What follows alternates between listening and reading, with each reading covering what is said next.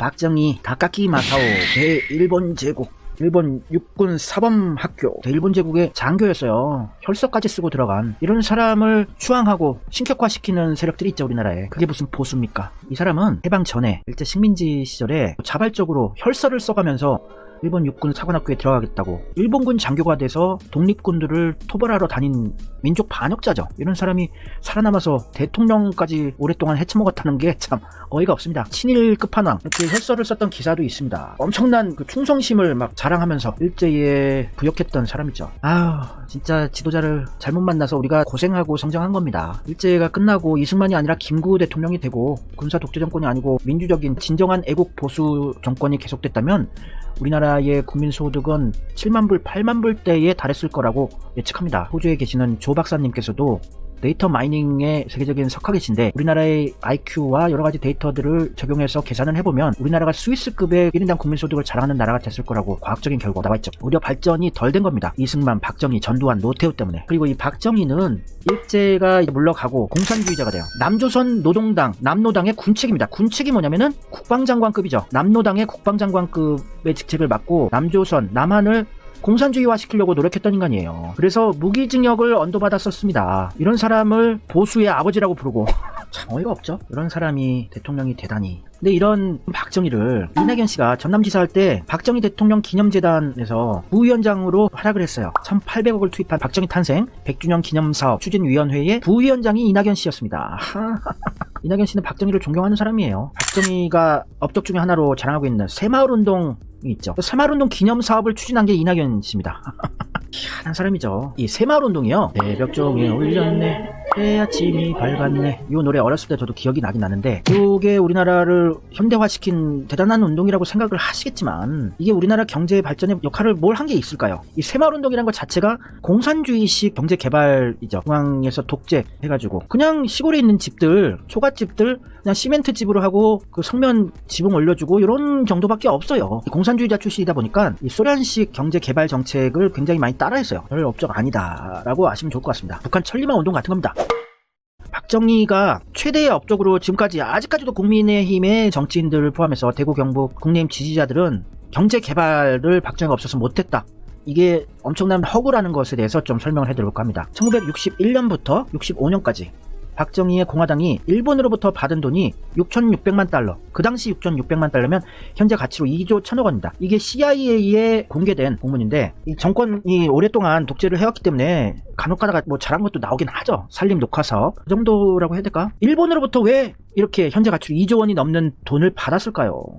일본이 1945년 해방이 되고 돌아갔지만 조선한테 진 게 아니다. 다시 돌아오겠다 이러고 갔죠. 그 교두보 역할을 해주는 게 박정희였던 거예요. 박정희 정권한테 돈을 쳐바르고 다시 식민지화하는 작업이 이때 시작이 된 겁니다. 그래서 아직까지도 그 영향이 남아있죠. 그때 일본 기업들로부터 2조 원이 넘는 돈을 받아서 정치 자금을 써서 계속 독재를 하는 데 쓰고 또 보답으로 일본 기업들이 한국에서 독점할 수 있게 지원을 해준 거예요. 일본제 소재, 부품, 장비 이때부터 엄청나게 수입을 하기 시작해서 수십 년간 우리나라 경제 산업을 꽉 쥐고 꿀을 빨게 만들어준 게 박정희의 업적이죠. 가장 큰 업적. 우리나라가 수백조, 수천조를 뜯겼어요.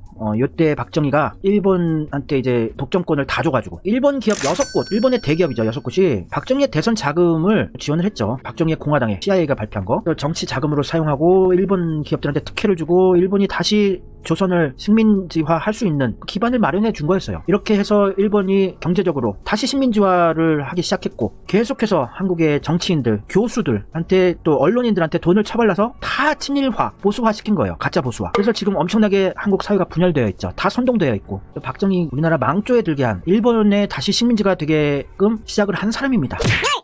사사카와 료이치라고 하는 사사카와 재단 회장이 있죠. 우리나라의 친일파 양성에 큰 역할을 지금까지 아들까지도 일본 재단으로 이름을 바꿔서까지도 한국의 친일파 양성에 힘을 쓰고 있는 이 사람에게 훈장을 내렸어요. 일본 극우의 끝판왕입니다. 이 사람 사사카와 료이치. 그럼 완전 우리나라 식민지화 되는 것을 장려를 하고 도와준 사람이라는 얘기죠. 그리고 아베 총리의 외할아버지 기시노부스키한테 또 훈장을 줬어요. 박정희가 A급 전범한테. 뼛속까지 친일인 거예요. 친일파 정도가 아니라 친일의 몸통. 우리나라 가짜 보수 세력들은 몰라요. 알고 싶어 하지도 않습니다. 아베 총리의 외할아버지 1급 전범, A급 전범이었고 사사카와 류이치랑 또 절친입니다. 만주에서 아편으로 떼돈을 번 게 사사카와랑 기시노부스케죠. 그리고 같이 A급 전범, B급 전범으로 스가모 감옥에 갇혀 있을 때 그때 또 친해져가지고 일본 근대 경제 산업과 정치를 쥐락펴락하게 된 거죠. 기시노부스케 아베의 외할아버지와 사사카와 류이치가. 또 이제 선거를 잘해야 되는 겁니다. 2013년에 아베 신조 당시 일본 총리가 얘기한 거예요. 박근혜 대통령의 아버지인 박정희 대통령은 할아버지와 가까운 친구였고 박정희 대통령은 일본의 가장 우호적인 대통령이라고 말해도 과언이 아닐 것입니다. CSIS 유명한 데죠. 방송 오래 들으신 분들은 다 아신 미국의 연구소인데 이런 현실입니다. 엄청난 금액을 일본 기업들로부터 받아서 특혜를 줬죠. 한국에서 떼돈을 벌 수 있게 독점할 수 있게 박정희가 그냥 깔아준 거예요. 그래서 우리나라 산업 개발 시작이 박정희 때문에 엄청나게 발전이 됐다. 우리가 먹고 살 수 있게 된 게 박정희 덕택이다. 아직도 철석같이 믿고 있는 분들이 많은데 민주계열 지지층 쪽에서도 그래도 박정희의 업적은 그래도 대단하지. 우리 못 살았을 때 이렇게 경제 개발을 시켜준 그거는 또 인정을 해야 되지 않을까 이렇게 생각하시는 분들이 있어요. 아닙니다. 이렇게 일본 기업들로부터 2조 원이 넘는 돈을 받아서 일본의 소재 부품 장비를 아주 비싼 가격에 들어왔어요. 일본에서 팔리는 가격의 2배 이상으로 모든 산업을 시작할 때 다 비싸게 들어옵니다. 소재 부품 장비. 그렇게 비싸게 수입을 해서 인건비를 그냥 후려쳐서 구로공단이나 이런 데서 인형 만들고 가발 만들고 재봉틀이라든지 이런 것도 다 일본에서 수입을 해와야 되지 않습니까? 섬유 같은 것도. 모든 소재 부품 장비가 다 일제인데 비싸게 들여온 거예요. 그렇게 비싸게 들여오다 보니까 효율이 좋은 게 아니에요. 일본을 먹여 살리는 산업이 되어버렸던 거예요. 그때 일본이 앉은 자리에서 그냥 가마우지 경제를 하고 꿀을 빨고 우리나라는 수출을 많이 해서 겉에서 봤을 때는 경제 규모가 성장이 하고 발전한 것처럼 보여졌지만 적자 보고 파는 거였어요. 남는 게 없이 그냥 빚만 계속 해외에서 가져다가 기업들 배불려주고 키워주고 성장시키다 보니까 무슨 국산화라든지 과학기술 개발, 연구 개발 이런 거 없이 무조건 다 일제만 쓴 거예요. 그렇게 수입을 비싼 가격으로 해서 남는 거 없이 대량 생산으로 싸구려탱이들 수출해가지고 규모만 키워온 경제였습니다. 이게 호주에 계시는 데이터 마이닝 쪽에 최고 석하 계신 교수님이 보내주신 자료인데 조 박사님 이 박정희 정권 때 수출과 수입 그리고 무역 수지예요. 수출이 이쪽 부분이고 수입이 이쪽 부분인데 수출은 계속 증가는 했죠. 수입이 이렇게 일본으로부터 비싸게 소재 부품 장비를 들여다와서 하니까 무역 수지는 계속 적자였어요. 박정희 정권 때 무역 수지는 다 마이너스였습니다. 남는 거 없이 일본한테 바치는 이런 경제를 시작한 게 박정희였어요. 그러니까 박정희 정권이나 보수 정권에서는 이렇게 성장한 것만 보여주죠. 내실이 없는 성장이었던 겁니다. 일본한테 퍼주느라고 일반 시민들의 임금 수준은 안 올라가고 이게 중요한 포인트입니다. 박정희는 한국 경제를 발전시키지 않았어요. 일본 경제를 발전시키는데 큰 일을 한 거예요. 식민지 역할을 한 겁니다. 겉에서 봤을 때 규모만 키워온 거예요. 부실 기업들한테 막 대출해주고 외국에서 빚 얻어와가지고 퍼주고 지네들 헤쳐먹고 이런 짓을 한 게 박정희의 실체예요. 진짜 경제 개발을 시킨 게 아닙니다. 더 좋은 정책으로 했으면 더 크게 발전할 수 있었던 게 한국 경제였어요. 그래서 박정희 때 경제 정책이 전두환, 노태우 때 계속 그대로 유지가 됐어요. 그러다가 IMF가 터지게 된 근본적인 시작이 박정희의 경제 정책 때문이었습니다. 이 남는 거 없이 일본만 퍼주는 경제 개발을 계속하고 이러다가 기업들이 부실해진 거예요. 연구 개발도 안 하고 그냥 나라에서 대기업들 돈 퍼주고 대출해주고 이러니까 부실 기업들이 다 돼버린 겁니다. 저 같은 40, 50대 분들은 젊은 시절에 이제 IMF 겪고 상당히 힘들었죠. 그리고 제 아버지, 어머니 세대들 그때 그냥 길거리로 내앉고 실직당하고 그래서 많이 힘들게 된 IMF가 근본적인 시작은 박정희 때부터 시작한 그 경제 정책, 일본한테 퍼주는 식민지 경제 정책으로 이렇게 된 거예요. 그때 20대 초반 남자애들 군대 가려고 난리 났었어요. 그때 군대 빨리 가려고 불경기니까 취업도 안 되고 참 힘든 시기였죠. 그래서 이 IMF 때 얼마나 난리가 났었습니까? 젊은 분들은 아예 모르시겠지만 한보그룹 부도, 산미그룹 부도, 진로그룹 부도, 삼립식품 부도, 미도파 모기업, 대농그룹 부도, 한신공영 부도, 기아자동차 부도, 쌍방울 부도, 해태죄가 부도 이렇게 수많은 죄 없는 시민들을 개고생시킨 게 박정희 때부터 시작된 거라고 인식을 하셔야 됩니다. 우리나라 언론들은 이런 거 안 가르쳐주지 않았습니까? 제 채널을 보시란 얘기예요. 메이저 언론에서 볼 수 없는 정보들을 많이 알려드리니까요. 그래서 IMF로부터 구제금융을 신청을 하고 할 수 없이 많은 기업들이 부도가 나고 이러면서 이제 IMF의 깡드시 총재가 한국을 방문해서 김대중 대통령에게 조언을 해줘요. 한국 경제에 미래의 가능성이 있다. 박정희가 해왔던 저임금으로 대량 생산으로 승부하는 그런 싸구려 산업은 버려라. 이제 과학기술 개발, 소재부품 장비 국산화 이거에 매진하시라 제안을 했어요. 규제를 풀라. 기업들은 자유롭게 연구 개발할 수 있게 자유를 보장하라. 군사 독재 정권 시절에는 대학이건 대기업이건 정해진 주제만 하라고 했어요. 대학교의 연구자들, 교수들한테도 국가가 발전할 수 있는 주요 산업들에 관련된 기술만 연구를 해. 돈 되는 것만 연구를 해. 그런 연구 안 하고 다른 연구하면은 진짜로 잡아가서 안기부에서 조지고 이랬어요. 교수들도, 연구자, 과학자들도. IT도 시작을 하고 그 당시에 초고속 인터넷 같은 것도 시작을 하고 연구 개발 이런 것도 자유롭게 규제를 풀고 이러면서 이때 쌓였던 게 이제 지금 터지고 있는 거예요. 우리나라 대기업들이 막 잘 나가고 있는 게 김대중 정권 때 시작이 된 겁니다. 더 크게 발전할 수 있었어요. 군사 독재 정권 박정희, 전두환, 노태우가 없었더라면 더 크게 발전할 수 있었던 게 한민족의 잠재 능력입니다. 제일 공부 잘하고 학습 능력 뛰어나고 일머리 좋고 손재주 좋고 정교하고 또 큰 산업들도 잘하고 못하는 게 없어요. 예술적인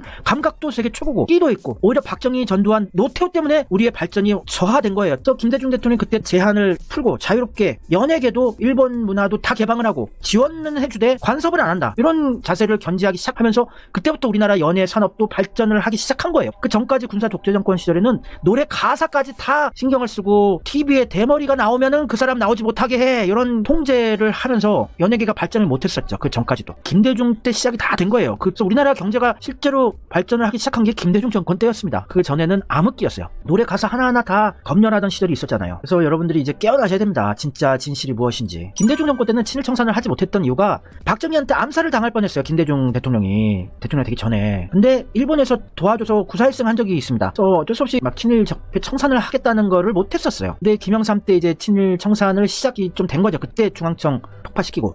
Nope. 박정희에 대해서 이제 아시겠죠? 박정희는 아니다. 우리나라 경제 발전 더 효율적으로 좋게 할 수 있었는데 스피드를 저하시키고 비효율적으로 만든 게 제 강의를 듣기 전까지는 그래도 박정희가 뭐 경제는 발전시켰지 이렇게 생각하시는 분들이 있었지 않겠습니까? 근데 그게 아니라는 거 인식을 해 나가셨으면 좋겠어요. 일제 식민지가 다시 시작된 거였어요. 박정희 때. 참 박정희 찬양하려고 온갖 쇼를 다 했죠. 조갑제라고 하는 가짜 보수 유튜버. 박정희 찬양하는 가짜 보수 유튜버들 많죠. 다 돈 때문에 그런 거예요. 조갑제 씨가 기자할 때 광주 민주항쟁을 취재하면서 기자에서 파면된 사람이에요. 박정희한테 탄압받았던 좌파 기자입니다. 좌파 언론인.